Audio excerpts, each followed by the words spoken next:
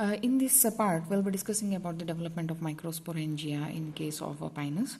The development of microsporangia is of eusporangia type. That is, it develops from the group of the hypodermal cells of the microsporophyll. What this mean is we have this picture is like a longitudinal section of the male cone, followed by we have an enlarged view of the microsporophyll, and this is of a pollen grain, and this is the picture of transverse section of the development of microsporangia. So these are the leaf which we are going to call it as a microsporophylls. On this leaf a sac will be present. That sac is nothing but a microsporangia or a pollen sac. Inside that we have these pollen grains.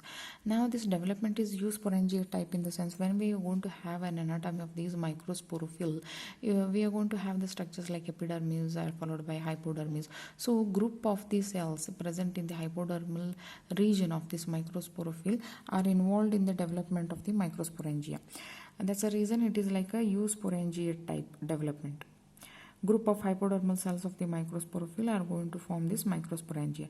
How the developed microsporangia looks, it has a mature microsporangia consists of a multi-layered wall, followed by we have a tapetum.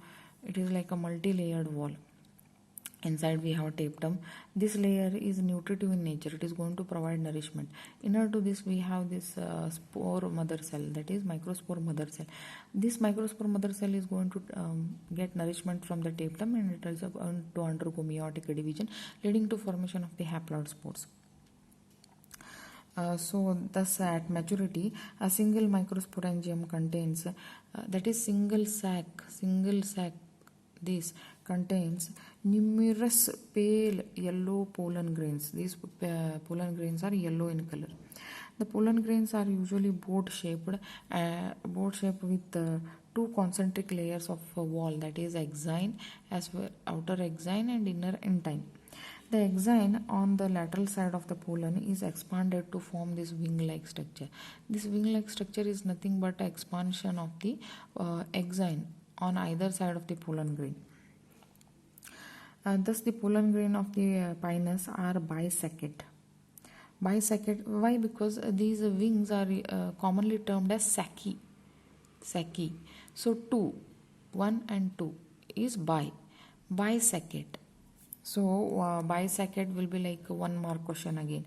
So bisected is nothing but two wings like structure which is formed on the lateral side of the pollen by the exine.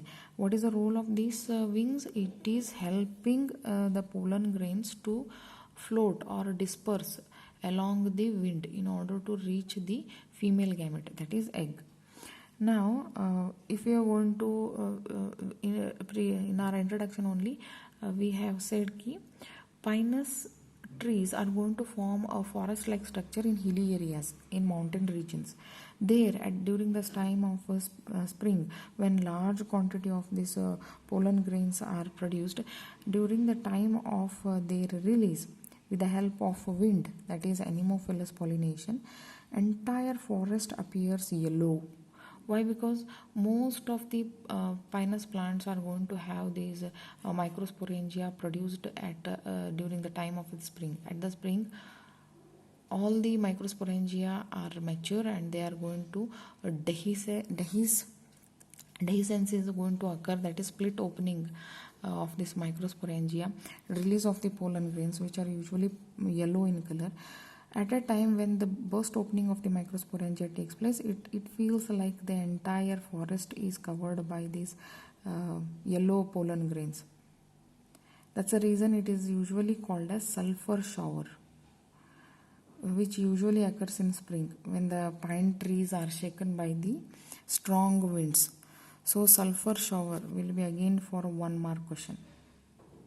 This is nothing but a pale yellow pollen grains are released into air in large quantity so that the entire pine forest appears yellow at the time of pollination. This is popularly called as what? Sulfur showers.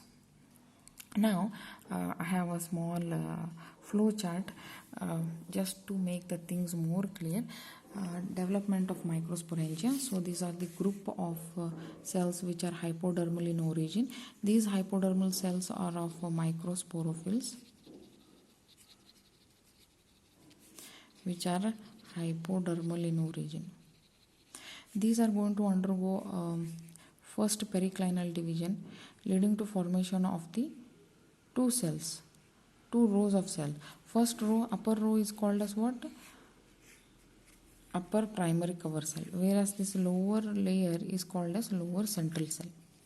Now this upper primary cover cell is going to divide and redivide, leading to formation of a multi-layered outer wall, whereas this inner lower central cell is going to divide in all possible planes and form what is called as porogenous tissue.